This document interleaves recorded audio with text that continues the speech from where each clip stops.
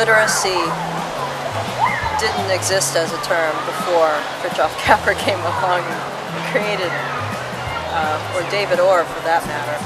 And it's obviously a synthesis of ecology and literacy. The idea behind ecoliteracy and that concept is basically to work with people, especially in and around LA County, to help them to develop an appreciation for the place where they live and develop a sense of place. All of us live within a context of place. Urban ecoliteracy, or ecoliteracy period, is about having that connection and context. One of the things that we want people to get out of ecoliteracy and the workshops that we present is the ability to work effectively and to feel comfortable in their landscape. If you understand what the opportunities and the challenges are for where you live, you stand a greater chance of being able to work in cooperation with it rather than competing against the limitations of a place. We basically are trying to take the passion and the enthusiasm people have for their homes and extend that into the outdoor living area that they have. Hello everybody. Well, what are you doing? We're planting a vegetable garden. We want to grow beans, tomatoes, potatoes, and pumpkins in the garden.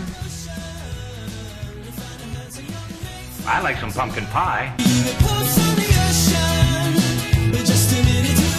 It isn't a design course per se, but there's certainly elements of knowing what to do so that you can design effectively.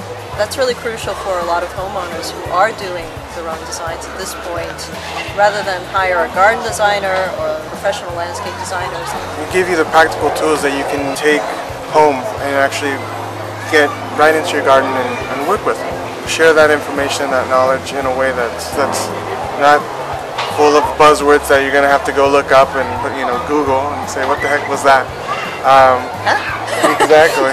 So, Chief, you can't plow up this front lawn. There's a zoning ordinance here. We figure a little fertilizer will take care of that. The need and the desire to beautify your surroundings hasn't died down just simply because we're in a recession. First thing that you need to take into consideration is figure out what kind of garden you're interested in creating, then establishing a budget for that. How do we work within our budgetary constraints and still create something that is beautiful and makes us feel more at home? To make it fun, it's not like us two just sitting, just standing up there and saying, okay, well, this is everything you have to know, and there's going to be a test at the end. Just by thinking through a problem, we can work together to solve it. We want to make it easy for people to be successful.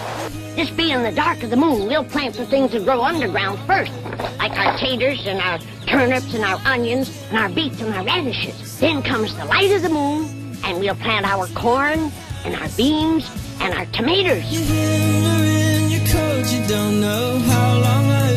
We're teaching people how to do site analysis on their own garden sites, around their own condos, apartments, around their properties, essentially.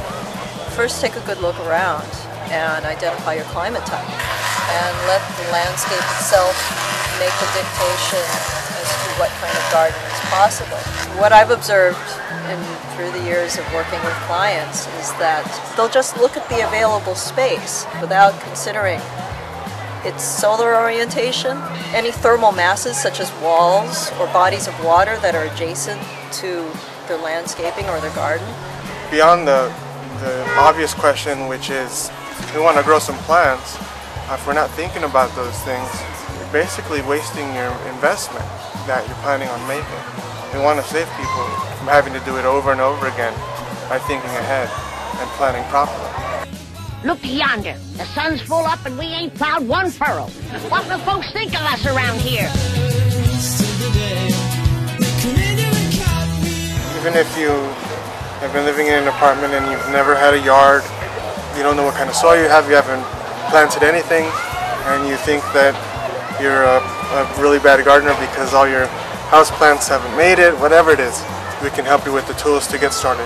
If you do plan it out well, you can cut back pretty dramatically on your landscaping maintenance requirements. We're going to help you to figure out some of the things that you may have thought were your fault, but maybe you just didn't know a few things that you needed to learn. Anybody can definitely get some benefit out of attending an urban ecoliteracy course.